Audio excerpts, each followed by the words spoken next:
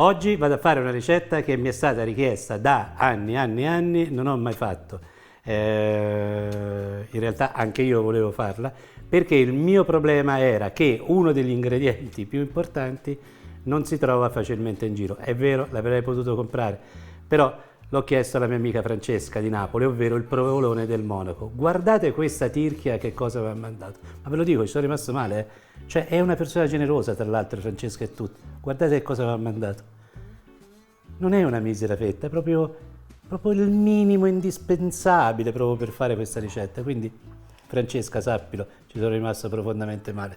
Ora, al di là degli scherzi, vado a fare gli spaghetti alla Nerano, piatto famosissimo a Napoli, molto meno famoso fuori, ma estremamente interessante. Cominciamo a fare. La prima cosa da fare, tagliare le zucchine e poi andare a friggere.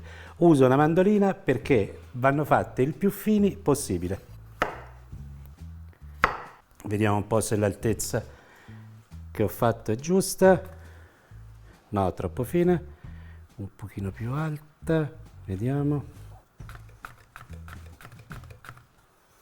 Vedete quanto sono fini? Sono praticamente quasi un velo. Non sono trasparenti, ma sono quasi un velo.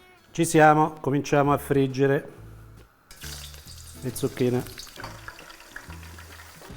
E andiamo a togliere queste chips di zucchine.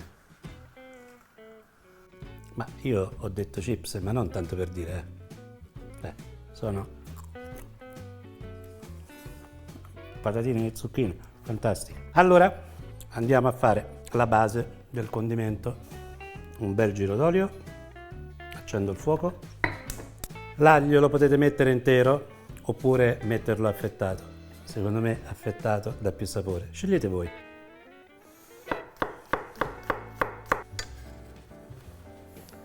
Metto l'aglio e poi prendo il basilico fresco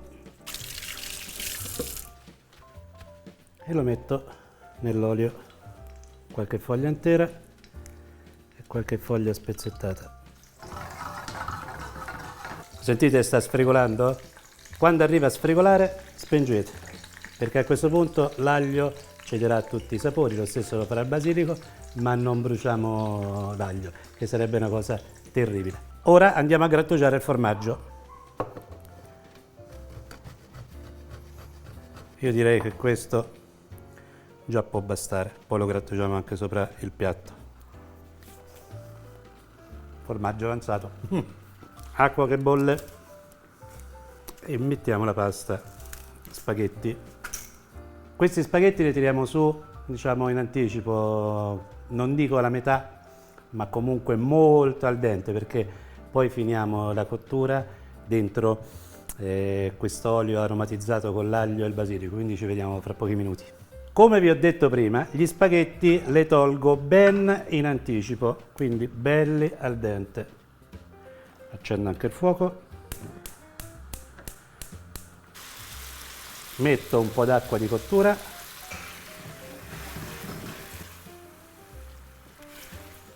Ora facciamo mantecare, quindi solo con l'olio, aglio e basilico per qualche minuto e poi dopo, praticamente alla fine, aggiungiamo le zucchine. Ora ci vado a mettere le zucchine.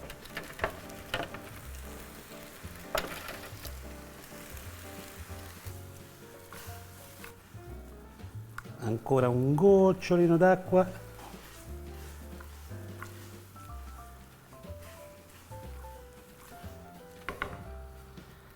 Spengo il fuoco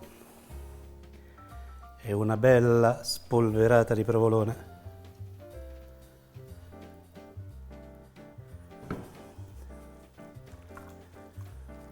Sempre in padella ci vado ad aggiungere un po' di basilico fresco spezzettato così a mano. Se volete, ma ci sta divinamente, una bella gelata di pepe. Che meraviglia! E ora si serve. Mi faccio una porzioncina, proprio una cosina, ina. Sopra ancora zucchine, così, queste sorta di chips, un'altra spolverata di formaggio e un altro po' di pepe, ma per me sempre razione doppia. E ora si assaggia.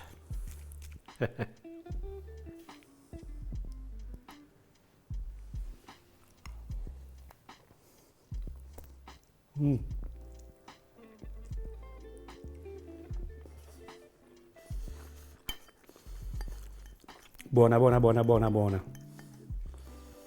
Nient'altro da dire. Buona, buona, buona, buona, buona. Mettete il basilico nell'olio, mettete anche il basilico alla fine fa la differenza.